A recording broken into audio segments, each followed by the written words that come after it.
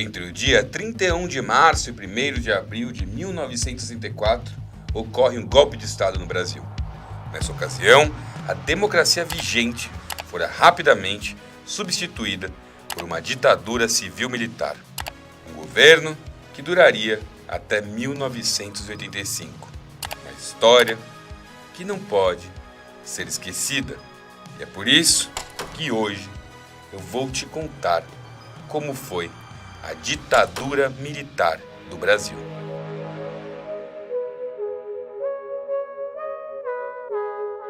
Você já viu a conta do leiteiro? Novo aumento, não é? E tá certa a conta? Infelizmente está. O jeito é votar no Jânio. Jânio é a única esperança do Brasil. A bagunça toda começa com a vitória de Jânio Quadros na corrida presidencial de 1960. Seu governo foi um verdadeiro voo de galinha. Em primeiro lugar, por ter sido bastante breve. Durou só 7 meses, terminando com a renúncia do presidente. Mas fica uma questão. Por quê? Bom, a crise começou quando Jânio resolveu adotar medidas econômicas austeras. Isso se deve ao fato de que o Brasil estava enfrentando uma grande alta inflacionária, déficit da balança comercial e crescimento da dívida externa. A resposta do governo foi restringir os créditos, congelar os salários e incentivar as exportações. Além disso, as relações diplomáticas com a União Soviética foram restabelecidas. Diversos economistas e estudiosos do período acreditavam que essa postura foi uma tentativa de aumentar o máximo possível o mercado consumidor externo por meio da diplomacia. Entretanto, a postura desagradou o governo norte-americano. Queimou o filme de Jânio com seu próprio partido, a UDN. Tanto Jânio quanto a UDN eram de uma linha conservadora politicamente, ligada às elites e aos militares. Sua postura não pegou bem. Ou seja, Jânio estava sofrendo pressões por todos os lados. É importante ressaltar que, por mais que Jânio de fato tivesse sofrido muitas pressões na época, é possível que a sua renúncia não se passasse de uma grande performance, uma grande cena. Acredita-se que ele queria causar alvoroço, comoção popular e, eventualmente, forçar o Congresso a pedir o seu retorno ao governo. Só que, na real, não deu certo e ninguém ligou. O Congresso ficou numa boa e a população agiu com indiferença. E vejam só, nessa época, a chapa de presidente não vinha com o vice de brinde. As regras eleitorais estabeleciam chapas independentes para a candidatura do vice-presidente. No caso, o vice de Jânio era João Goulart, Jango, do PTB, Partido Trabalhista Brasileiro. Renuncio ao mandato de presidente da República. Assim, Jânio Quadros abriu mão do cargo menos de 7 meses após a posse. Bom, no dia 25 de agosto de 1961, Jânio renuncia ao cargo de presidente, cedendo o cargo a Jango. Nessa época, João Goulart estava numa viagem diplomática lá na China. Então, quem assumiu o governo foi o presidente da Câmara dos Deputados, Ranieri Mazzilli. E com isso, instaura-se uma crise institucional. E qual o motivo? Havia uma grande resistência por parte do exército com relação a Jango. Tá bom, beleza, mas me diz aí, quem que é o tal do João Goulart? E o que diabos estava acontecendo com o Brasil? Jango era um político gaúcho que entrara para a política por conta de um amigo conterrâneo bastante conhecido, Getúlio Vargas. Jango foi deputado federal, depois ministro do Trabalho, Indústria e Comércio no segundo governo de Vargas. Em sua época como ministro, ele ficou bem investido no lado dos trabalhadores. Uma das coisas que ele fez foi aumentar em 100% o salário mínimo, o que levou à sua renúncia, pois, deixou vários empresários bastante descontentes. Ou seja, Jango era visto por muitos como um comunista, o que explica a crise de 61. Inclusive, ele estava na China durante o processo de renúncia de Jânio Quadros. Então, quando o parlamentarismo foi instituído, o país estava dividido. Nessa época, o governador do Rio Grande do Sul e cunhado de Jango, Leonel Brizola, encabeçou uma campanha para que Jango assumisse a presidência. Conseguiu apoio do Comando Militar do Rio Grande do Sul, líderes sindicais, estudantes e intelectuais. A solução de meio de caminho foi o parlamentarismo, que limitava o poder de Jango diante do primeiro-ministro Tancredo Neves, do PSD. Mas essa festa toda acabou com um plebiscito em janeiro de 63, onde o povo escolheu entre o presidencialismo e o parlamentarismo. O presidencialismo ganhou com mais de 80% dos votos. Jango, percebendo hostilidade de parte do exército, nomeia militares de sua confiança para a chefia da casa. E, bom, em 1963, o governo abandona o plano de austeridade econômica. Nessa época, Jango, que já tinha conseguido instaurar o 13º salário, também aprovou reajustes salariais para o funcionalismo público. Aumentar seu apelo popular se fazia muito necessário. Por isso, buscou apoio entre as classes populares e o movimento sindical. Por outro lado, tentou a sorte com alguns setores da direita, realizando reformas nos ministérios e oferecendo cargos a pessoas ligadas a empresários e a investidores estrangeiros. Não deu certo. Dia 4 de outubro de 1963, Jango pede para que o Congresso decrete estado de sítio, mas acaba retirando o pedido. No ano de 1964, a tensão ficou ainda pior. O descontentamento do empresariado nacional aumentava conforme a pressão sindical, e o debate sobre como conduzir a economia do Brasil estava muito dividido. Atos públicos e manifestações pipocaram por todos os cantos do Brasil. No dia 13 de março de 1964, em um comício de 350 mil pessoas na praça em frente à Central do Brasil, Jango anuncia 2 decretos. O primeiro estatiza todas as refinarias particulares de petróleo e derivados do Brasil.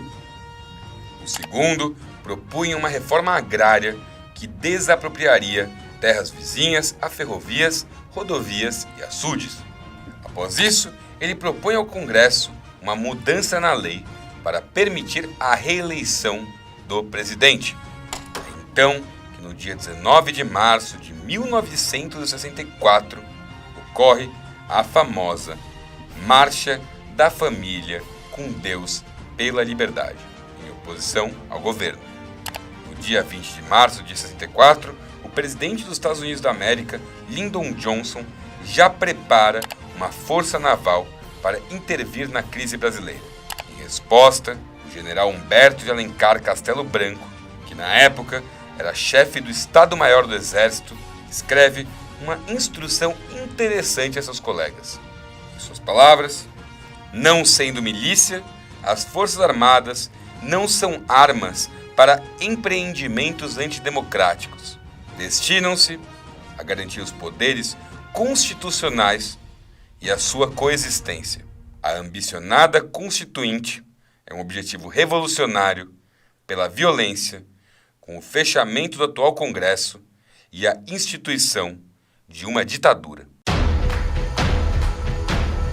Vale ressaltar que hoje em dia sabemos da profundidade do envolvimento norte-americano na ditadura militar brasileira, em razão de diversos documentos e diálogos que foram liberados pelo próprio governo dos Estados Unidos.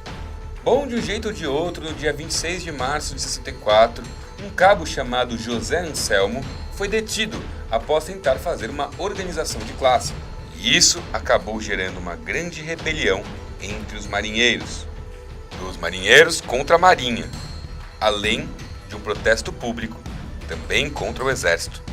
Só essa situação já havia gerado muita insatisfação nas cúpulas militares. Mas não para por aí.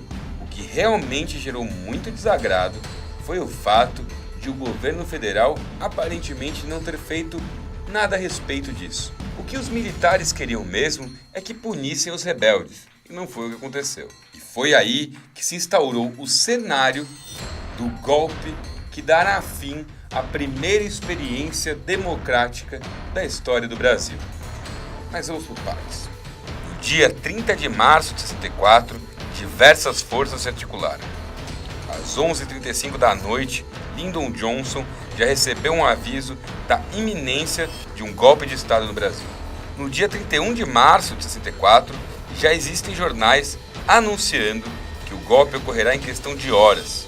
Castelo Branco se articula para impedir qualquer ação precipitada por parte do Exército. Chega a ligar para Mourão Filho não mobilizar tropas para o Rio de Janeiro, mas já era tarde demais. Jango entra em contato com o chefe do gabinete militar, preocupado com os desdobramentos que se seguirão. Descobre, ainda de manhã, que Mourão havia deslocado tropas. Às 9 da manhã, fecham o aeroporto de Brasília e interditam diversas ruas no Rio de Janeiro. O governo norte-americano começa a mandar embarcações para o Brasil. Manifestantes pró-governo se reúnem diante do Palácio do Governador em defesa a Jango. Todas as outras forças políticas do Brasil se articulam, preparam e fazem ameaças. O clima é de prenúncio de uma guerra civil. É divulgado nas diversas mídias que Mourão e Carlos Luiz Guedes foram exonerados de seus cargos. Além disso, também é divulgado o seguinte, abre aspas, o governo federal manterá intangíveis a unidade nacional, a ordem constitucional e os princípios democráticos em que ela se inspira, pois conta com a fidelidade das Forças Armadas e do povo brasileiro. Pouco depois, as tropas governamentais partem do Rio de Janeiro sentido Paraibuna, para o que parece ser um conflito direto. Diversos governadores começam a ser pressionados e a se posicionar diante dos acontecimentos. Entretanto, o golpe não se concretizará no dia 31 de março, como consta em seus documentos, mas sim no dia 1º de abril de 64. Nas palavras do historiador Marcos Napolitano, o dia 1º é o dia em que Jango perde efetivamente o controle do exército. Não consegue forçar uma reação legalista. A rebelião militar é desencadeada no dia 31, mas o golpe de Estado, como engenharia política, que realmente tira as bases da presidência com figura institucional, ocorre apenas no dia 1º. Ainda na madrugada, início do dia 1º de abril, por volta das 3h30 da manhã, informam Jango de que imensa parte do exército teria aderido aos rebeldes. Enquanto isso, Castelo Branco mudava novamente de esconderijo. Às 11 horas da manhã, Castelo Branco e Costa e Silva estão reunidos em um apartamento, assinando o Manifesto dos Generais da Guanabara, redigido por Golbery de Couto. Ao meio-dia, o ministro Jair Dantas pede demissão. João Goulart resolve que é hora de sair do Rio de Janeiro e foi para Brasília. Em suas palavras, isso aqui está uma ratoeira. Diversas rebeliões explodem no país inteiro e aproximadamente às 5 da tarde, a UNE, União Nacional dos Estudantes, tem a sua sede incendiada. Além disso, a Faculdade Nacional de Filosofia foi metralhada. O jornal A Última Hora é invadido e oficiais da Marinha tomam o prédio de seu ministério. Às 18 horas, ocorre uma marcha comemorando a queda de Jango, chamada Marcha da Vitória. Mais à noite, Castelo Branco, Ernesto Geisel, Costa e Silva se reúnem no quartel. E aí segue o seguinte diálogo. Por que o senhor não vai assumir o primeiro exército? Porque eu vou assumir essa coisa toda. Jango segue para Porto Alegre sem nem passar no palácio para pegar as suas coisas. Neste momento, o golpe já está concretizado. No dia 2 de abril de 64, já se formaliza a deposição de João Goulart diante do Congresso Nacional. Quem assume é Ranieri Mazzilli, que que fora o primeiro-ministro na transição do governo em 1963. Entretanto, só ocuparia o cargo por 10 dias. Brasília, a jovem e bela capital do Brasil, mais uma vez participou ativamente da marcha democrática do maior país da América do Sul. Este era um dia de maior significação para o povo brasileiro. Após retornar à trilha democrática, que o conduzirá a um futuro promissor, iria ser realizada a eleição do novo presidente da nação. No dia 11 de abril de 1964, com 361 votos favoráveis e 72 abstenções, o Congresso elege para a presidência Humberto de Alencar Castelo Branco. Começa aí a ditadura. Mais que isso, mesmo entre os apoiadores do golpe, havia uma espécie de crença de que a ditadura seria bem breve. Quase uma transição. A verdade é que ninguém imaginou que ela pudesse durar o tanto que ela durou. A bem da verdade, a ditadura realmente engrossa quando começam a expurgar todas as forças de oposição dentro do governo. Ameaças concretas e potenciais. Então, mesmo antes de escreverem uma nova Constituição, já haviam começado o processo de mudar as regras do jogo e, com elas, consolidar o regime. As ferramentas mais relevantes para essa articulação foram denominadas atos institucionais, ou AIs, do governo militar, responsáveis por aquilo que chamamos hoje de anos de chumbo.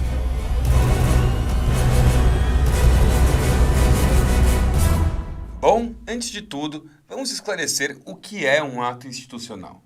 Os AIs foram mecanismos editados para garantir a permanência do governo, executados a partir de decretos e normas que sobrepujavam a Constituição. Ou seja, de forma simplificada, era o seguinte: os atos institucionais eram recursos legais que conseguiam atravessar a Constituição Federal para fazer o que o governo quisesse. E agora, nós vamos olhar os primeiros atos institucionais para ter uma ideia do que eles faziam com as leis do Brasil. Ato Institucional número 1, assinado em 9 de abril de 1964.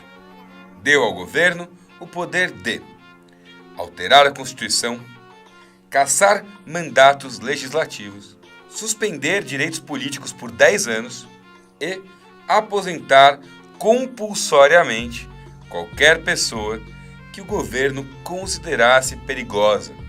Só em 1964 foram cassados 41 deputados federais, 29 líderes sindicais, 122 oficiais das Forças Armadas simpáticos a Jango e inúmeros civis. Entre eles, o antropólogo Darcy Ribeiro, o economista Celso Furtado e o ex-presidente Jânio Quadros. O AI também elegeu, sem eleições diretas, quem seria o próximo presidente, no caso, Marechal Humberto de Alencar Castelo Branco. Fora isso, segundo os registros do governo norte-americano, rolaram coisa de 5.000 detenções com casos de tortura algumas semanas após a queda de Jango. No ano seguinte, 1965, em 13 de julho, o presidente criou o Serviço Nacional de Informações, SNI, cuja função era investigar possíveis opositores. Entretanto, nesse início, o governo ainda manteve uma espécie de fachada de normalidade constitucional. Exemplo disso é que tanto o judiciário quanto a imprensa, nessa altura, ainda estavam intocados. Só que daí, nós tivemos eleição para governador e vários políticos da oposição ganharam. E isso foi o suficiente para criar uma grande reação. No dia 27 de outubro de 1965, entra o Ato Institucional número 2. Ele dava ao presidente autonomia para decretar o recesso dos órgãos do Legislativo, suprimia as eleições diretas para presidente, concedia a justiça militar competência para julgar civis que cometessem crimes contra a segurança nacional. Que não se enganem, pode ser qualquer coisa. E, finalmente, instituiu o bipartidarismo. Com isso, passou a haver apenas 2 partidos no Brasil: o Arena, ou Aliança Renovadora Nacional, que era o partido oficial do regime, e o MDB, Movimento Democrático Brasileiro, que era o partido da oposição, que se mantinha constantemente sob ameaça de cassação.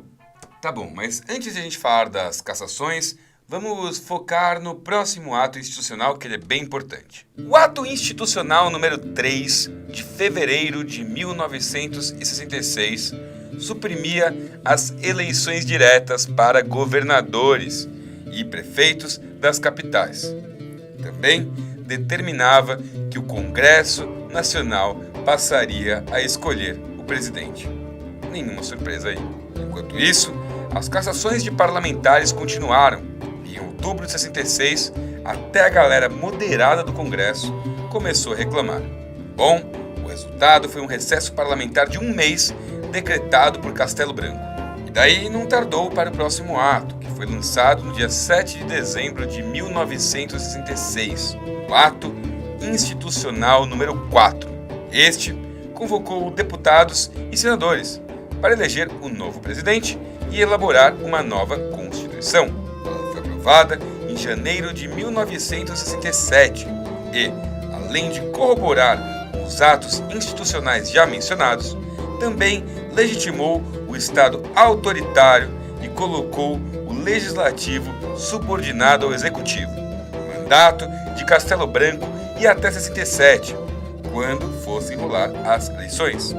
Entretanto, antes de deixar o cargo, decretou a Lei de Segurança Nacional, que permitia graves punições contra qualquer pessoa considerada desestabilizadora para o regime. A nova Constituição vigora então no dia 15 de março de 67, quando Arthur da Costa e Silva entra como presidente. E é no ano seguinte, 1968, que a coisa realmente começa a pegar fogo. Eu admitiria que ela é ditatorial. Mas há as favas, senhor presidente, neste momento, todos os escrúpulos de consciência. Ações armadas, protestos, discursos do Congresso e articulação política de grupos de oposição geraram um clima de grande tensão. E esse clima foi usado como justificativa para o mais famoso de todos os atos institucionais, o Ato Institucional número 5, de 13 de dezembro de 1968. Ele proibia manifestações de natureza política, vetava o direito de habeas corpus para crimes contra a segurança nacional e legalizava algo que já ocorria, que era a extensão dos poderes do presidente, que agora poderia fechar o Congresso, cassar mandatos e outras cositas más. Ok, mas calma.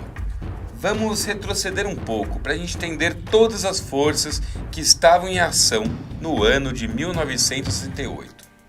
Em 1967 foi aprovada uma nova Constituição e o general Arthur da Costa e Silva se tornou presidente. Mas naquela altura do campeonato, a oposição ainda existia e não estava intimidada, mesmo que rolassem prisões, torturas e já houvesse morrido coisa de 34 opositores do regime.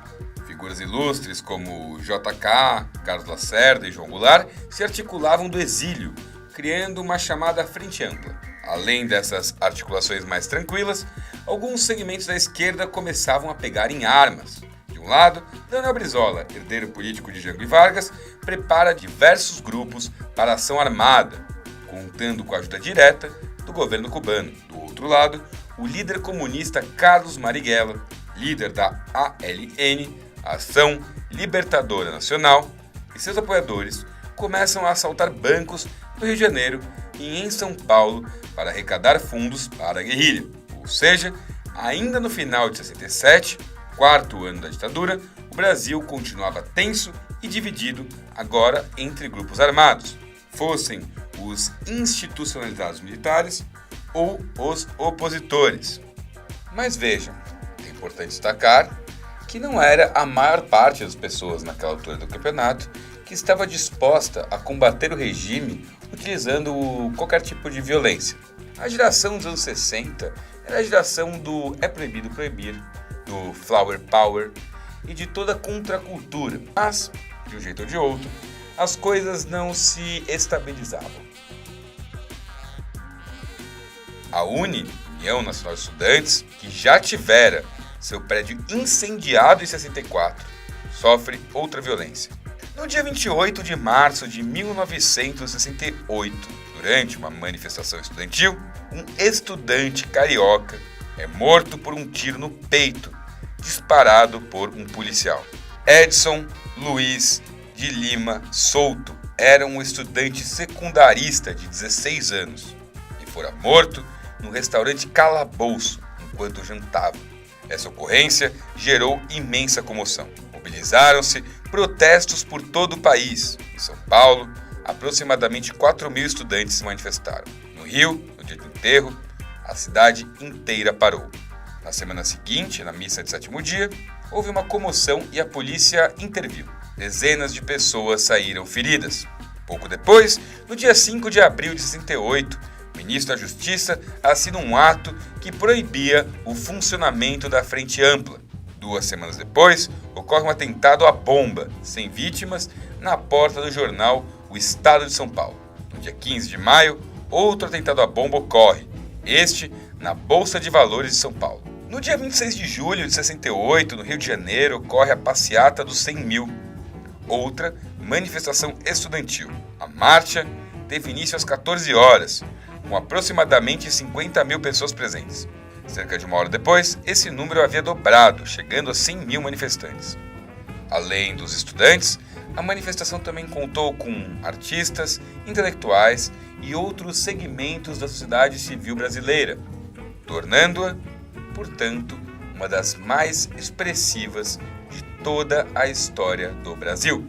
Com o slogan "Abaixo a ditadura, o povo no poder", a passeata durou 3 dias, encerrando-se em frente à Assembleia Legislativa. O resultado veio logo no dia 5 de julho, quando o ministro da Justiça, Luiz Antônio Gama e Silva, proíbe as manifestações de rua em todo o país. Foi exatamente neste momento em que o clima justificou o ato institucional número 5, que meio que oficializara coisas que já estavam acontecendo. Esses movimentos foram acompanhados de perto pelo DOPS e pelo SNI, que filmaram tudo e fotografaram os participantes e líderes. Ainda em julho, integrantes do CCC, ou Comando de Caça aos Comunistas, invadiu um teatro em São Paulo, espancaram o elenco e os integrantes. Rolaram também conflitos sérios entre alunos de direita da Universidade Mackenzie contra alunos de esquerda da USP. Esses embates contaram com pedras, bombas e tiros. Esses conflitos foram abafados pela censura. Também, a USP foi fechada e movida para a cidade universitária. Ainda em julho, rolou um atentado à bomba a um quartel-general. Lá morreu um soldado. No dia 2 de setembro, o deputado Márcio Moreira Alves discursa ironizando o regime. Quando o exército não será um valha-couto de torturadores. O discurso foi redigido e distribuído nos quartéis. Em outubro, a UNE reúne-se num congresso clandestino, que foi descoberto e quase 1.000 pessoas foram presas. No mesmo mês, um grupo chamado Vanguarda Popular Revolucionária mata um militar americano que acreditava ser da CIA, Charles Chandler. Além disso, houve várias greves em Minas, São Paulo e Osasco. Após protesto público contra a ditadura, em 22 de dezembro, Caetano Veloso e Gilberto Gil foram presos pela censura por, abre aspas, tentativa de quebra do direito e da ordem institucional. Portanto, em 1968, o ano chega ao seu final, marcado pela polarização do regime contra os opositores.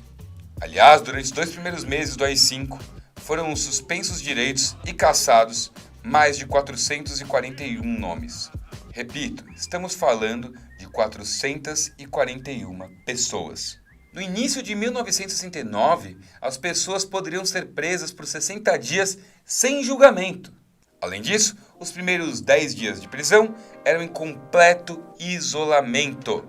As pessoas ficavam completamente isoladas e incomunicáveis, inclusive para seus advogados. Esse foi o período da institucionalização da tortura, da proibição de músicas, peças e filmes. Para quem conhece o governo Médici, esse foi o governo marcado pela máxima: Brasil, ame-o ou deixe-o. Foi um momento de Estado grande e forte, muito porque Médici conseguiu apaziguar os quartéis ao permitir que os militares interessados no emprego sistemático da violência policial militar na repressão aos opositores pudessem atuar sem consequência nenhuma. Os conflitos armados continuavam e os grupos armados começaram a planejar ações cada vez mais arrojadas. E a partir de 69, o governo ativou novos centros de informação para todos os ramos das Forças Armadas. Centro de Inteligência do Exército, CIE. Centro de Informações da Aeronáutica, CISA. Centro de Informações da Marinha, CENIMAR. Também foram criados o Destacamento de Operações e Informações, Centro de Operações de Defesa Interna, o famoso DOI-CODE, além de alguns órgãos paramilitares clandestinos, como, por exemplo, a Operação Bandeirante, ou BAN. Isso aqui não é um assalto. Vocês estão assistindo uma expropriação revolucionária. Nós estamos expropriando uma instituição bancária, que é um dos suportes dessa ditadura cruel e sanguinária.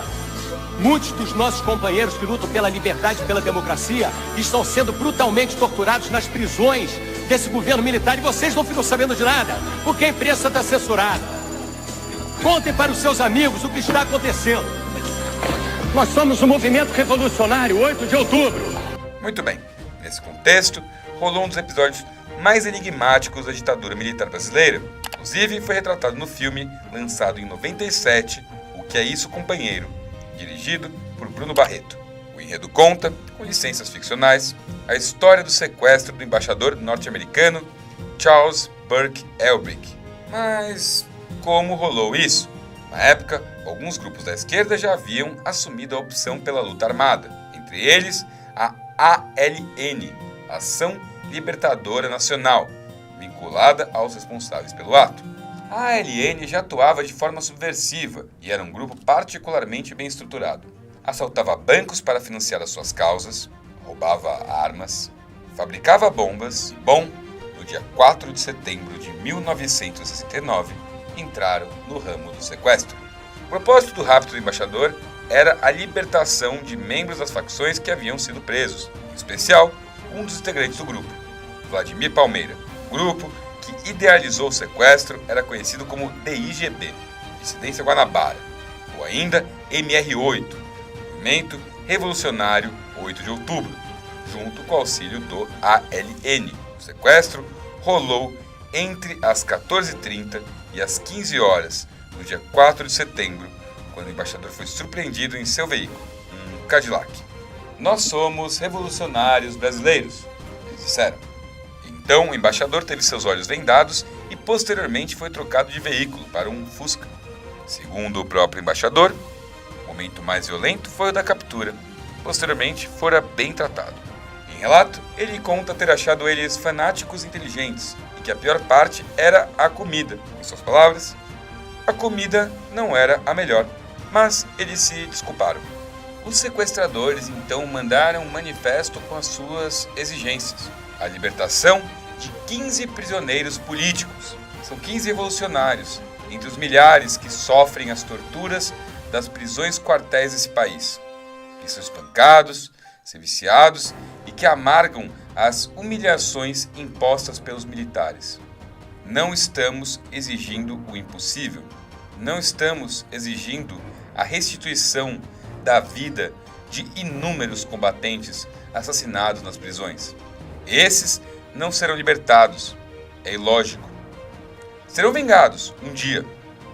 Exigimos apenas a libertação desses 15 homens, líderes da luta contra a ditadura. Cada um deles vale 100 embaixadores, do ponto de vista do povo. Mas um embaixador dos Estados Unidos também vale muito, do ponto de vista da ditadura e da exploração. B. A publicação e a leitura desta mensagem, na íntegra, nos principais jornais, rádios e televisões de todo o país. Os 15 prisioneiros políticos devem ser conduzidos em um avião especial até um país determinado, Argélia, Chile ou México, onde lhes seja concedido asilo político. Contra eles, não devem ser tentados quaisquer represálias, sob pena de retaliação. Os presos eram os seguintes: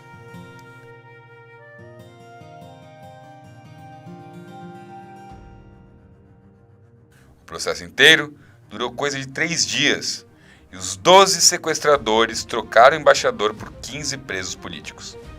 Os presos foram enviados para o México na manhã, dia 7 de setembro. Charles foi liberado por volta das 18h30.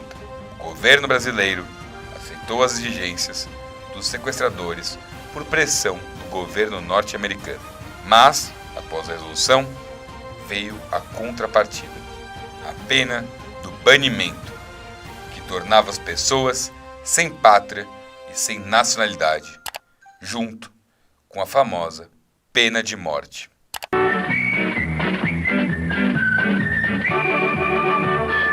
Este é um país que vai pra frente. Oh, oh, oh, oh, oh. De uma gente amiga e tão contente. Oh, oh, oh, oh, oh. Entre 1968 e 1973, o Brasil teve taxas de crescimento econômico imensas, que ultrapassavam 10% ao ano, algo que nunca mais voltou a acontecer. O nome milagre econômico foi usado para anunciar os resultados da política econômica do governo de forma grandiosa. Mas para entender como foram possíveis esses anos de ouro, vamos analisar a economia brasileira antes deles. Desde o fim da Segunda Guerra, a economia mundial passou por um período de enorme crescimento. Entre 1930 e 1970, a economia brasileira cresceu mais do que em qualquer outro período. Mais do que simplesmente crescer, ela deixou de ser agrária e dependente do café para se tornar uma economia moderna, industrial e que adota alguns padrões de produção e de consumo de países desenvolvidos. A industrialização e a urbanização já vinham da República Velha, mas foram acelerados desde a modernização conservadora da Era Vargas, quando o crescimento foi incentivado e dirigido pelo Estado. No período entre o fim da ditadura de Vargas e o início da ditadura militar, os governos mantiveram isso. Na verdade, a modernização foi apenas adaptada pelo desenvolvimentismo de JK, com a abertura ao capital dos Estados Unidos no lugar do nacionalismo econômico de Vargas. Os generais permaneciam na sombra, pressionando cada um desses governos para seguirem as diretrizes do exército, que definia a política de segurança, tomava decisões sobre a economia, educação e muitos outros aspectos da vida dos brasileiros. Nos anos anteriores ao golpe, o projeto andava ameaçado em alguns pontos importantes, já que os governos eleitos tinham que dar alguma satisfação a seus eleitores e atender pelo menos uma parte das reivindicações. O governo de Jango já começou instável, o que tinha impacto também na instabilidade econômica. E isso agravava um quadro de dívida externa altíssima, contraída principalmente na época dos 50 anos em 5 do JK, além da inflação alta. Jango era herdeiro de Vargas, que tinha forte base de apoio dos sindicatos. Isso incomodava empresários brasileiros e gringos, afastando investidores que queriam mão de obra barata. Mas a maior ameaça de Jango foi a promessa de reforma agrária, formando um país de pequenos proprietários, que é o que aconteceu, por exemplo, em alguns países como a França e o México. Graças aos militares, não rolou reforma, e eles passaram a bater o martelo na política econômica, assessorados por economistas civis. Muitos desses economistas foram alunos dos cursos que o comando do exército oferecia na Escola Superior de Guerra. onde se estreitavam os laços entre os militares e seus aliados civis, incluindo empresários do setor privado. No governo de Castelo Branco, de 64 a 67, a política econômica foi recessiva e impopular. Ele argumentava que eram os reajustes dos salários que aumentavam a inflação e impediu que os trabalhadores exigissem reajustes. Essa parte da política econômica continuou sendo seguida pelos governos seguintes. Foi uma das condições para o sucesso do milagre econômico, já que os militares podiam garantir a investidores que a mão de obra continuaria barata, ao custo da própria mão de obra. O plano começou a surtir efeito, acelerando a modernização de forma a concentrar mais renda, já que os lucros eram enormes e os salários baixos. Também houve bastante uso da violência na forma como as grandes obras foram construídas, promovendo a eliminação de povos indígenas. Foi assim com grandes rodovias, como a Transamazônica, com as usinas de Tucuruí, Ilha Solteira, Jupiá e Itaipu. Apesar de ouvirmos muito falar sobre os perseguidos políticos do regime, a verdade é que a maior parte das vítimas da ditadura militar pouco ou nada tinham a ver com a oposição ao regime. E esse tipo de conduta não era exatamente novidade, assim como a imensa concentração de renda com os mais ricos. Entretanto, tudo isso foi acelerado pelo tal do milagre econômico. Bom, em 1972, o PIB brasileiro era o triplo daquele de 1940, mas o salário mínimo caiu pela metade. Entretanto, os índices de crescimento e de consumo bateram um recorde. Com a expansão do crédito e a integração da população rural ao mercado de trabalho urbano, o consumo aumentou para quase todos, e apenas os que eram muito pobres, bastante gente, terminaram esse período consumindo menos. A maioria dos trabalhadores das cidades tinham acesso a empregos com salário mínimo garantido pela legislação trabalhista e oportunidades que se abriam o tempo todo, já que a economia estava a todo vapor. Então, abriram-se caminhos para quem já vivia nas cidades e tinha algum dinheiro para investir, desde os empresários até as famílias de trabalhadores que conseguiam juntar alguma coisa e comprar um terreno ou abrir um negócio. A classe média ganhou bastante com esse crescimento, tanto com o sucesso de pequenos negócios, quanto com as carreiras profissionais que se abriam para os mais jovens. Tanto as empresas quanto o Estado tinham necessidades cada vez maiores e mais especializadas de profissionais das mais diversas áreas, o que garantia a integração de boa parte dos recém-formados no mercado de trabalho. Essa ascensão da classe média favorecia a expansão do consumo, imitando os hábitos e costumes dos Estados Unidos e da Europa. Roupas, cosméticos, cinema, discos, espetáculos musicais, alimentos industrializados, eletrodomésticos, carros, motos e outras coisas de países desenvolvidos. Nos anos do milagre, todo esse consumo da classe média se expandiu e diversificou, impulsionando também os setores ligados à publicidade e propaganda. Essa foi a época de maior crescimento da propaganda no Brasil, quando o país passou a se destacar internacionalmente por suas campanhas publicitárias.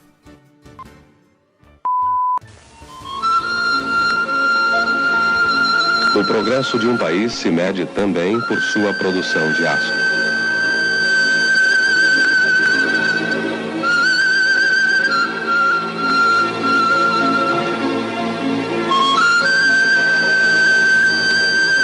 O Plano Nacional de Expansão da Siderurgia colocará o Brasil entre os 10 maiores produtores mundiais de aço. «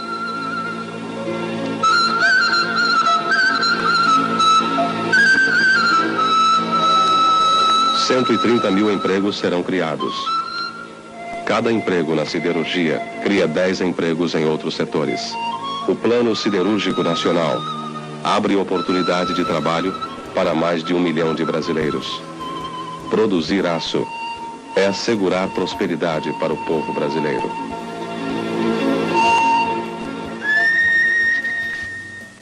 A propaganda também era usada para promover o governo militar, o controle das comunicações, que foi crucial para o sucesso do regime.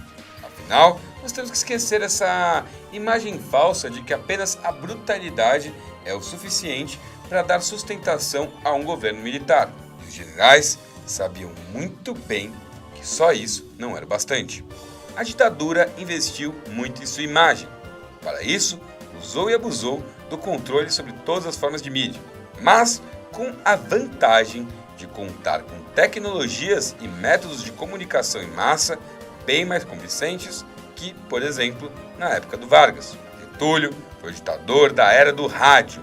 Os militares de 64 foram os ditadores da era da televisão.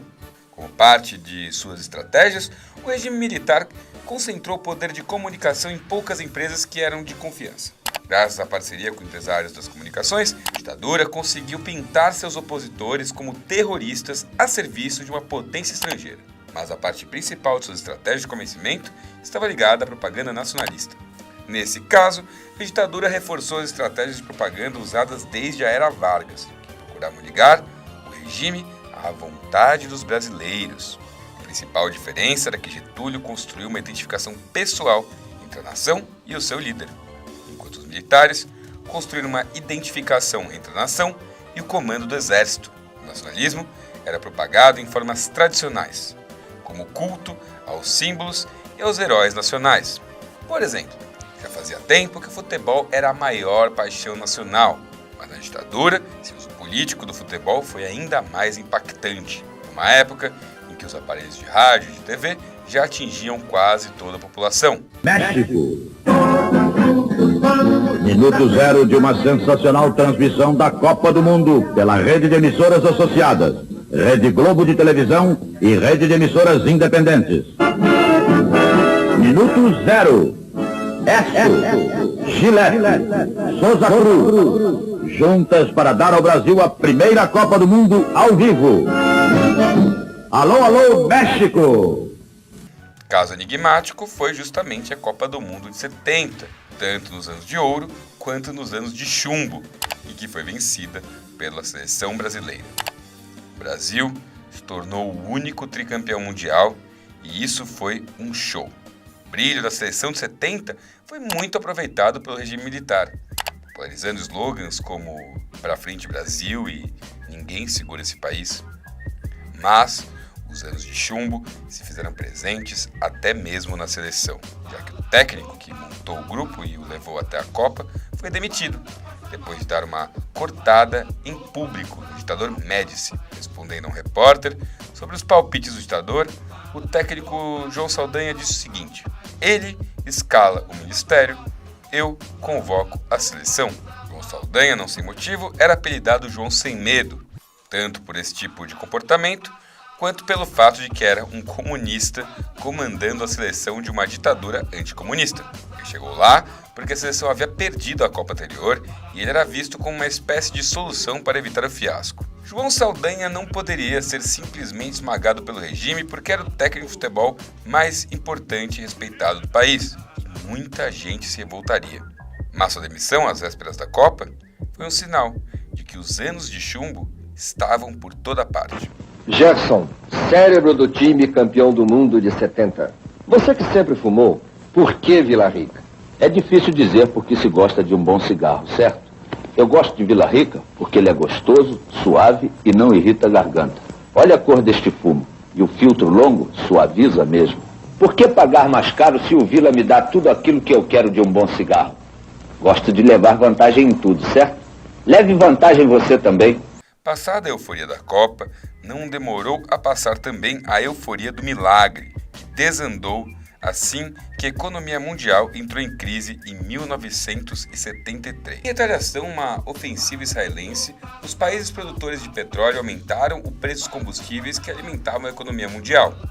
A crise se aprofundou para além do petróleo e levou diversos países envolvidos à desindustrialização e à perda do chamado estado de bem-estar social. No Brasil, passados os 5 anos do milagre, o que sobrou da política econômica da ditadura foram obras faraônicas, como as usinas nucleares de Angra dos Reis. Obras que tinham pouco impacto positivo na vida das pessoas, mas que serviam para estreitar os laços entre o governo e as grandes empresas, que continuaram a exercer grande poder mesmo depois da ditadura, quando passaram a financiar as campanhas em troca da continuidade dessas relações.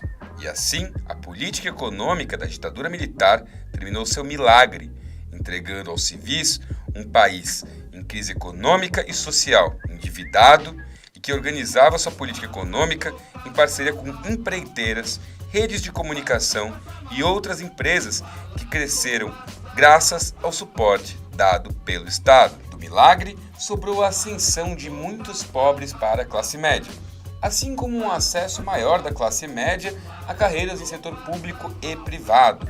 E quem saiu perdendo de tudo isso foram justamente as camadas menos privilegiadas. Foram as pessoas que estavam longe das metrópoles. Era no campo e nas florestas que aconteceram as maiores tragédias sociais e econômicas de todo o período, forçando a migração de milhões de pessoas para metrópoles. Em 1950, o Brasil tinha 10 milhões de pessoas vivendo em cidades e 41 milhões vivendo no campo. E veja só, 20 anos depois, já tinha mais gente vivendo na cidade do que no campo. Passado o milagre, o Brasil era um país de imensas periferias e favelas, sofrendo com a miséria, a falta de serviços públicos e a violência, que explodiu principalmente a partir dos anos 80. Surgia assim, filho legítimo do casamento entre generais e magnatas, o Brasil que conhecemos hoje. E esse foi um dos principais motivos da abertura que viria a seguir. Não faz compartimento bala, filha da puta. Caminhão aí! Aí sai, meu irmão!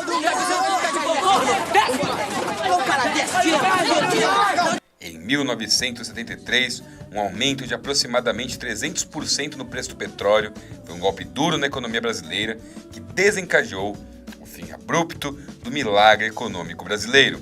No dia 15 de março de 1974, o governo de Garrastazu Médici termina, passando o bastão presidencial para o general Ernesto Geisel, que marca o fim do período conhecido como Anos de Chumbo da ditadura militar brasileira.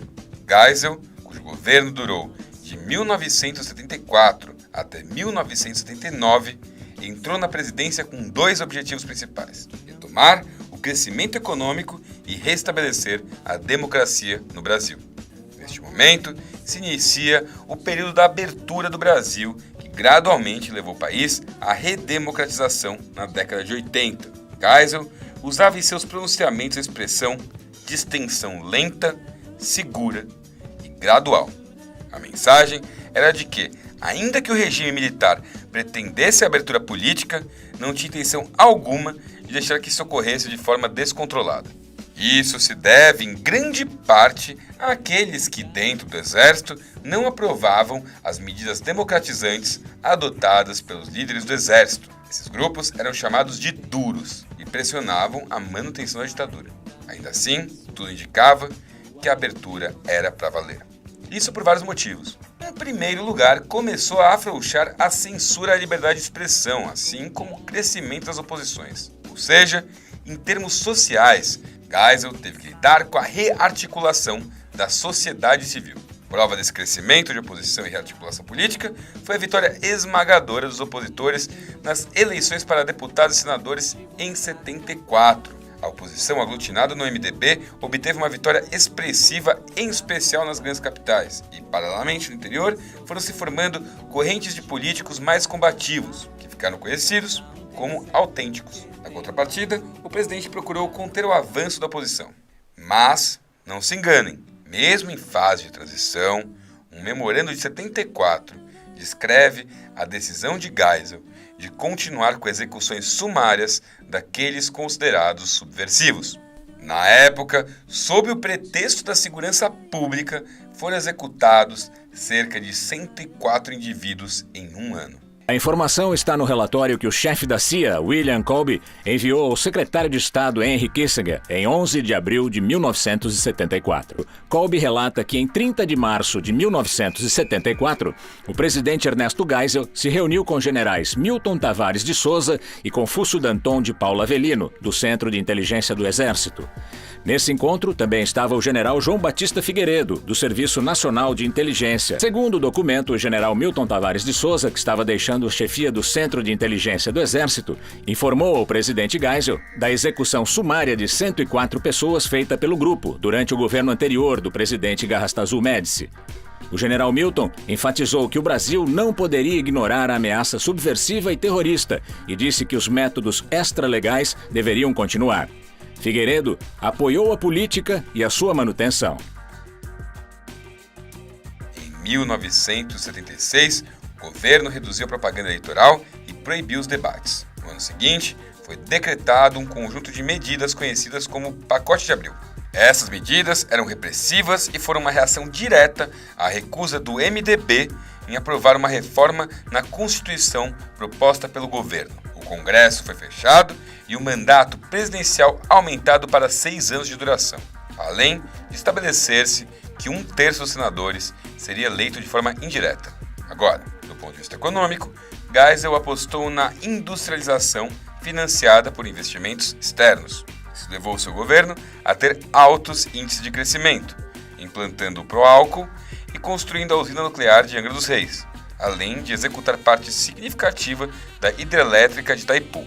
Entretanto, a consequência direta dessas medidas foi uma grande disparada da inflação e o aumento da dívida externa, que chegou a 31 bilhões de dólares na época. Os problemas na economia e as medidas autoritárias citadas anteriormente, além de casos como o do jornalista Vladimir Herzog, vítima de tortura cujo suicídio fora simulado, traziam a impressão de que a abertura estava sendo interrompida. A oposição, entretanto, começou a mobilizar a sociedade civil, que passou a exigir anistia ampla, geral e irrestrita para todos os presos políticos, exilados e caçados. Além disso, estabeleceu-se outra frente de luta, com o foco de levantar uma Assembleia Constituinte para uma nova Constituição. Essa iniciativa fora amplamente apoiada institucionalmente, inclusive teve apoio da Ordem dos Advogados do Brasil, a OAB. A eleição de 1978 resultou em um relativo equilíbrio de forças políticas, e o governo acabou por conseguir manter a tal distensão segura e gradual. Diante do equilíbrio alcançado e da imensa pressão sofrida por parte da sociedade civil e do reaberto Congresso Nacional, o governo promove um acontecimento bastante emblemático para esse momento histórico. No dia 1º de janeiro de 1979, foi aprovada uma proposta governamental que revogava o ato institucional número 5. Para além do imenso valor simbólico, a nova lei impedia que o governo tivesse o poder de fechar o Congresso ou caçar os direitos políticos dos cidadãos. Geisel escolhe, então, como seu sucessor à presidência, o general João Batista Figueiredo, chefe do Serviço Nacional de Informação, SNI. Eleito de forma indireta, Figueiredo assume o cargo em março de 79, com o compromisso de aprofundar o processo de abertura política iniciada no governo Geisel. Em seu governo, Figueiredo teve que batalhar contra uma dívida externa de 100 bilhões de dólares, mas sem a contrapartida do crescimento dos governos anteriores. Esse endividamento todo, junto com o declínio da economia, acabou favorecendo a onda democratizante em seu governo. O governo sancionou a famosa Lei da Anistia, votada pelo Congresso. Logo em setembro, começam a retornar pessoas do exílio, entre elas Leonel Brizola, Miguel Arraes, Luiz Carlos Prestes e Fernando Gabeira, que tinha participado do sequestro do embaixador em 69. Figueiredo assume o cargo em março de 79 e já começa seu governo de forma conturbada, enfrentando uma greve com 180 mil metalúrgicos do ABC paulista. A greve foi intermediada pelo ministro do Trabalho, que procurou facilitar o diálogo entre os grevistas e seus patrões. Também decretou intervenção nos sindicatos envolvidos e destituiu seus dirigentes, entre eles Luiz Inácio Lula da Silva, que era presidente do Sindicato dos Metalúrgicos de São Bernardo do Campo. De qualquer forma, toda a crise foi contornada, e o próximo e fundamental passo tomado pelo governo foi o de aprovar a Lei da Anistia, já debatida extensamente. A Lei da Anistia, de 28 de agosto de 79, permitiu o retorno dos exilados do regime. Paralelamente, a crise econômica se agravava. A inflação acelera muito, partindo de 40% e alcançando 110% no período de um ano. Junto com isso, a dívida externa foi aumentando, partindo de 43 bilhões em 78 para 91 bilhões de dólares em 1981. O PIB, além de tudo, caiu em cerca de 3%. E como as crises econômicas andam de mãos dadas com as crises políticas, o governo Figueiredo começou a sofrer pressões, o que foi um dos motivos da aprovação da tal lei da anistia. Para tentar combater a inflação, o governo acabou por optar por medidas que desencadeavam uma recessão. A política do arroxo salarial, elevação de lucros, redução do crédito fornecido para empresas e, no final de 79, em novembro, o governo começa um processo de reforma partidária. O bipartidarismo, que até agora era vigente, foi extinguido e os dois partidos, a Arena e MDB, foram desmontados. Neste momento se institui o pluripartidarismo e surgem novos partidos, MDB, PTT, PTB, PDS e o PT. Em 1980, a crise acaba batendo na classe média, que havia se beneficiado com o crescimento dos anos 70, e outro estado social começa a se mobilizar contra o regime. Neste mesmo ano, voltam as eleições diretas para governadores, sendo a próxima marcada para 1982.